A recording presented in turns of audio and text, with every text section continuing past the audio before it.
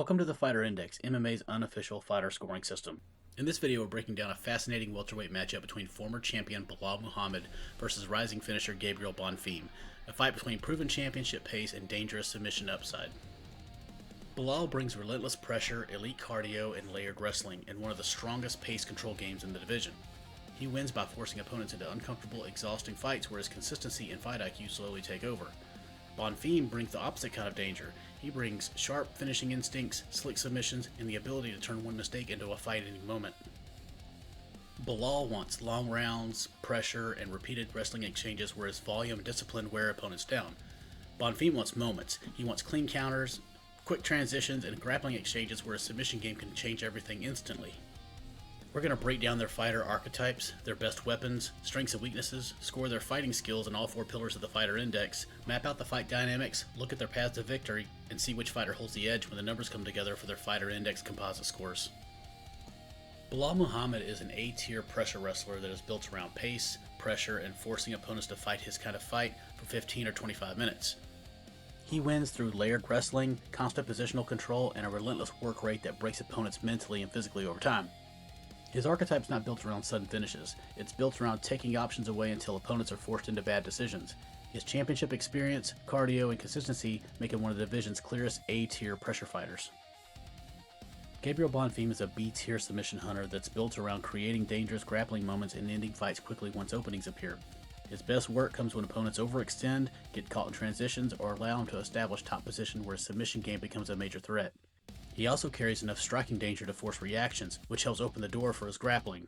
His finishing upside is very real, but because he's less proven against elite welterweight competition and less consistent over long fights, he best fits in the B-tier archetype right now. Belal's best weapon is his ability to force repeated takedown attempts until opponents eventually break. Even if the first shot fails, he keeps opponents working, resets on the cage, and uses constant pressure to wear them down over rounds. His second weapon is that he's excellent at backing opponents towards the fence, forcing uncomfortable clinch exchanges, and controlling position without giving clean exits. This lets him dictate the pace and deny opponents the kind of striking rhythm they want. Belal's third best weapon is that he uses simple but effective striking to create reactions, especially the jab, before changing levels underneath. It's not flashy, but it consistently opens the door for his wrestling to keep opponents guessing. Gabriel Bonfim's guillotine is one of the most dangerous weapons because he can attack it instantly in scrambles, defensive shots, or messy clinch exchanges. Opponents who rush entries carelessly can lose the fight real fast. His second weapon is that he's extremely good at turning small grappling mistakes into dominant positions. In scrambles, he finds someone's back quick and forces opponents into immediate defensive mode before they can recover. And his third weapon is that on the feet, Bonfim uses clean counters, especially the straight left, to punish opponents rushing forward. It helps him create hesitation and opens more opportunities for his grappling game. Belal Muhammad's biggest strength is his ability to control fights over time. His game is built around relentless pace, layered wrestling, and forcing opponents to work every second of every round. He doesn't need one big moment, he wins by slowly taking space, draining energy, and making opponents fight at a pace they can't comfortably maintain. What makes Belal especially effective is his consistency. His jab, pressure, and chain wrestling all work together to create the same problem over and over again. Opponents are constantly defending, resetting, and reacting instead of building their own offense. That kind of control becomes exhausting, especially over longer fights. His fight IQ is another strength. Belal is disciplined, rarely gives away bad positions, and understands how to adjust round by round. When he gets the fight into his rhythm, he becomes one of the hardest welterweights in the division to pull away from. Belal Muhammad's biggest weakness is that his style depends heavily on control rather than sudden finishing danger. Because he wins through pace, pressure, and positional dominance, opponents who can consistently defend takedowns and force clean striking exchanges can make his offense look far less threatening. If he can't establish wrestling control, the fight becomes a lot closer. His striking is effective for setup and volume, but it's not built around knockout power. That means he often has to work longer into the round or the fight to create separation, and against dangerous finishers that leaves more opportunities for mistakes over time. Fighters who can threaten him with real one-shot power can disrupt the steady pace that he wants. He can also be vulnerable against explosive submission threats and scrambles. While his defensive grappling is strong, aggressive grapplers who attack quickly in transitions can punish even small mistakes if he gets too comfortable forcing wrestling exchanges. Gabriel Bonfim's biggest strength is how quickly he can turn small openings into fight-changing moments. His game is built around submission threats, fast transitions, and punishing mistakes the second opponents lose position. He doesn't need long stretches of control, he needs one clean opening to completely change the fight. What makes Bonfim especially dangerous is how fluid his grappling is. He moves well through scrambles, attacks submissions aggressively, and is comfortable threatening from multiple positions. Whether it's a guillotine or a back take or a quick transition on the mat, he creates constant finishing pressure once the grappling exchanges begin. He also brings enough striking threat to force reactions. His straight left and sharp counters make opponents think twice about reckless pressure, which helps create the hesitation he needs to bring the fight into the grappling world. Gabriel Bonfim's biggest weakness is that his game relies heavily on creating fast finishing moments rather than winning long, controlled fights. If opponents survive the early submission threats, defend the first wave of grappling, and force him into extended rounds, his effectiveness tends to drop. He's also most dangerous when a fight stays sharp and explosive, not when they become slow and grinding. His wrestling control is also less reliable against high-level pressure fighters who can force their own pace first. Against strong chain wrestlers, he can spend too much time defending instead of attacking, which takes away the freedom his submission game needs to thrive. There are also questions about how consistently he handles elite-level cardio pressure. Fighters who can keep him backing up, force repeated defensive exchanges, and make him fight tired can take away a lot of the danger that makes him so dangerous early. Now it's time to break these fighters down using the Fighter Index scale. We break down each phase of the fight to score each skill to better understand the strengths and the weaknesses of a fighter's game. All Fighter Index scores are based on a scale of 1 to 10. Scores are subjective and can change as the fighter evolves from fight to fight. Here's how the Fighter Index works. Each fighter is evaluated across 4 pillars, made up of 4 key skills. Every skill is scored on a scale from 1 to 10, where 1 represents a non-functional ability and 10 represents a rare or generational skill. Everything in between reflects a fighter's level in that area. And at the end of the video, those scores are combined to calculate the Fighter Index Composite score to see who is the more complete fighter. Pillar 1, Fight IQ and Athletic Tools. This matchup shows a clear contrast between proven championship consistency and rising explosive upside. Starting with Fight IQ, Belal Muhammad holds a strong edge, scoring a 9 compared to Gabriel Bonfim's 7. Belal is one of the smartest tactical fighters in the division, understands how to build rounds, control pace, and slowly remove opponents' options over time. Bonfim is dangerous and composed, but he's still earlier in his development against top UFC competition and relies more on sharp moments than layered long-term control. In athleticism, Bonfim gets a slight edge with an 8 compared to Belal's 7. He's the faster, more explosive athlete with quick reactions and the kind of burst that creates sudden finishing opportunities. Belal's a good athlete, but his success comes from discipline, pressure, and consistency rather than raw explosiveness. Stamina strongly favors Belal because he scores a 9 compared to Bonfim's 7. His cardio is one of his best weapons. He can maintain pace and pressure for full 5 rounds, while Bonfim is less proven in long, grinding fights against elite welterweights. Resolve also favors Belal. He scores a 9 to Bonfim's 7.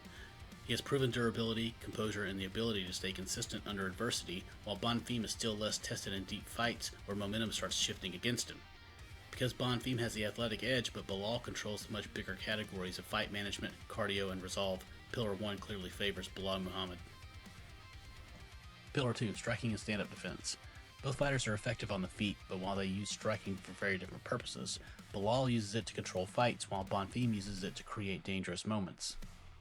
Starting with striking, both fighters are even at 7. Belal wins with volume, clean decision-making, and pressure rather than knockout power, while Bonfim carries sharper finishing upside using his striking more to create reactions that open the door for grappling. In the clinch, Belal gets the edge with an 8 compared to Bonfim's 7. His clinch work is one of the most important parts of his game. He uses it to pressure opponents, wear them down, and constantly create wrestling opportunities.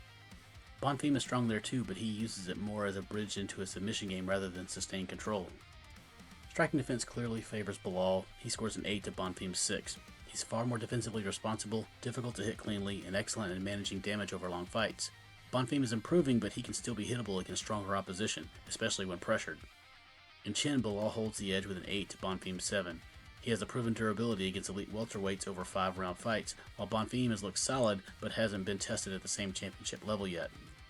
Because the offensive striking is even but Belal has clear advantages in clinch control, defensive structure, and durability, Pillar 2 favors Belal Muhammad. Pillar 3, Grappling and Control. This is where the matchup becomes most interesting because both fighters are dangerous grapplers, but they create that danger in very different ways. Belal uses grappling to control fights, while Bonfim uses it to finish them. Starting with wrestling, Belal holds the edge, scoring an 8 compared to Gabriel Bonfim's 7. His chain wrestling is one of the strongest parts of his game, and he's excellent at forcing repeated attempts until opponents eventually break.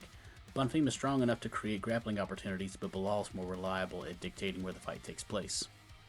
That same edge shows up again in takedown offense, where Belal again leads with an 8 to Bonfim's 7. His takedown game is a major path to victory and something he can rely on consistently over long fights, while Bonfim uses takedowns more as an entry into his submission opportunities rather than sustained positional control. In top control, Belal leads again 8 to Bonfim's 7. He is excellent at holding position, winning rounds, and draining opponents through pressure once the fight hits the mat. Bonfim is strong there too, but his focus is more on advancing quickly towards submissions rather than maintaining long control sequences. The biggest gap flips in Brazilian Jiu-Jitsu where Bonfim scores a 9 compared to Belal's 7. That is a major difference because Bonfim is one of the strongest pure submission threats in the division. He can end fights instantly from small openings, while Belal's BJJ is much more about positional safety than finishing danger. Because Belal controls the wrestling, takedown offense, and top control, but Bonfim brings the far more dangerous submission threat, Pillar 3 is extremely close but slightly favors Belal Muhammad because he's more likely to dictate where the grappling unfolds. Pillar 4, defense, scrambles, and ground survival. Both fighters are strong defensively, but the way they survive bad positions is very different. Belal is built around safety and recovery, while Bonfim is built around danger, even from underneath. Starting with takedown defense, Belal gets the edge, scoring an 8 compared to Gabriel Bonfim's 7. He's very difficult to control consistently, and his awareness allows him to quickly reset position before opponents can settle into top pressure. Bonfim is functional and improving, but Belal is far more proven against high-level wrestling pressure. In BJJ defense, they're even at 8. Both fighters have strong submission awareness and positional safety, and neither gives away easy mistakes on the mat. Belal is excellent at staying safe, while Bonfim's comfort in grappling exchanges gives him confidence even in dangerous spots. The biggest separation comes off the back, where Bonfim leads with an 8 to Belal's 6. This is a major difference because Bonfim is genuinely dangerous from the bottom position. His guard game creates real submission threats and forces opponents to stay cautious. Belal's functional there, but his goal is to usually escape and stand rather than attack. In scrambles, Belal takes the edge with an 8 to Bonfim's 7. His urgency, timing, and decision-making in transitions are excellent, allowing him to recover strong positions quickly, while Bonfim is athletic and dangerous but slightly less consistent in chaotic resets. Because Belal is stronger at denying control and winning transitions, while Bonfim is more dangerous from his back, Pillar 4 is very close but slightly favors Belal Muhammad because he's more reliable at staying in safe positions. This matchup is a clash between sustained control and sudden danger. Belal Muhammad wants long rounds, constant pressure, and repeated wrestling exchanges that slowly drain Gabriel Bonfim's explosiveness. Bonfim wants the opposite. He wants fast transitions, dangerous scrambles, and moments where one mistake can instantly end the fight. In Pillar 1, Belal's advantage in fight IQ, stamina, and resolve gives him the edge in long fight consistency. If the fight becomes exhausting and the fight starts turning into a battle of composure and cardio, that strongly favors Belal. In Pillar 2, on the feet, Belal's cleaner defense and clinch pressure make him the safer and more reliable striker overall, but Bonfim's strong counters and finishing instincts mean that Belal still needs to be careful entering exchanges recklessly. In Pillar 3, this is the most important pillar of the fight. Belal's chain wrestling and top control give him the ability to dictate where the grappling happens, but every takedown and every scramble also creates opportunities for Bonfim's elite submission game to become dangerous instantly. In Pillar 4, the biggest thing to watch for in transitions is whether Belal can stay positionally disciplined. Bonfim is extremely dangerous off his back, especially during scrambles and resets, so Belal has to win positions, he still has to avoid giving Bonfim small openings to attack submissions. Now we look at each fighter's path to victory based on what we learned from the 4 pillars. Belal Muhammad's path to victory is built around forcing Gabriel Bonfim in a long, exhausting fight where pressure, wrestling, and pace slowly take away Bonfim's best weapons. The biggest comparison is Belal's 8 in wrestling and 8 in takedown offense against Bonfim's 7 in wrestling and 7 in takedown defense. That edge matters because Belal doesn't need explosive takedowns. He needs repeated entries, cage pressure, and enough control to keep Bonfim defending instead of attacking. He also has a major advantage in stamina and fight management. His 9 in stamina compared to Bonfim's 7, along with a 9 to 7 edge in fight IQ, means the longer the fight goes, the more it starts shifting towards Belal's world. Bonfim is dangerous early, but Belal's entire style is built around making opponents work until their best moments disappear. Just as important, Belal's 8 in striking defense compared to Bonfim's 7 in striking means that he can stay disciplined enough to avoid Bonfim's easy counters on the feet before forcing clinch entries. He doesn't need a striking war, he needs clean pressure and controlled transitions. For Belal, this fight is about pace, discipline, and denying explosive moments. Push Bonfim backward, force repeated wrestling exchanges, and make the fight happen over 25 hard minutes instead of 5 dangerous ones. Gabriel Bonfim's path to victory is built around punishing Belal Muhammad the moment he overcommits and turning routine wrestling exchanges into real submission danger. The biggest comparison is Bonfim's 9 in Brazilian Jiu-Jitsu against Belal's 8 in BJJ defense. That may not look massive on paper, but against a pressure wrestler who constantly forces entries, even small openings can become fight-ending opportunities. Guillotines, back takes, and fast transitions are where Bonfim can completely change the fight. He also needs to take advantage of his 8 and off the bat compared to Belal's 6. If Belal gets takedowns, Bonfim can't treat bottom position like survival mode. He has to make it dangerous. His guard game is one of the biggest equalizers in the matchup because it forces Belal to think twice about every top control sequence. On the feet, Bonfim's goal is not volume, it's timing. His 7 in striking paired with Belal's pressure give him opportunities for sharp counters, especially the straight left when Belal enters too predictably. He doesn't want to outwork Belal for 5 rounds, he needs moments. For Bonfim, this fight is about creating danger inside Belal's pressure, make every shot risky, threaten submission immediately, and force Belal to hesitate before he can settle into control.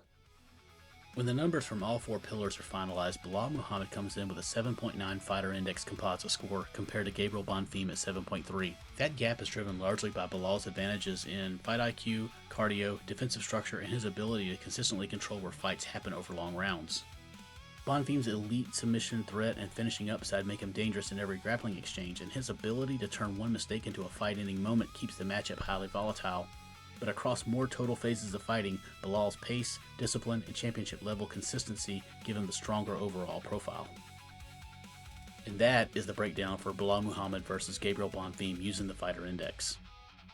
This matchup really comes down to Belal's control versus Bonfim's submission danger. If Belal can pressure forward, force repeated wrestling exchanges, and drag the fight into long, exhausting rounds, his pace and discipline should take over.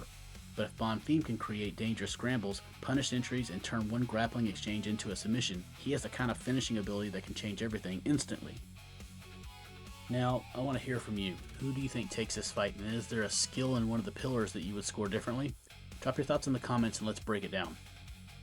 Thanks for watching, and if you enjoyed the video, make sure to like and subscribe and stay tuned for more Fighter Index breakdowns. See you on the next one.